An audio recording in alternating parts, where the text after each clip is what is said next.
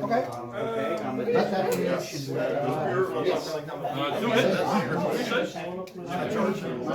De bril wordt erbij gebruikt, zo serieus kan het worden. Opperste concentratie. En Robert, wat is deze battle jouw persoonlijke doel?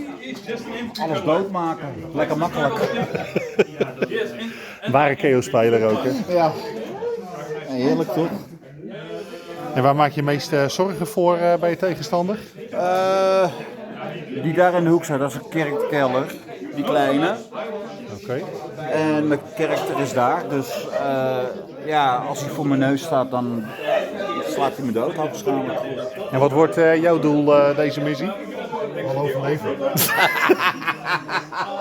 Geeft zoveel vertrouwen dit. Heerlijk.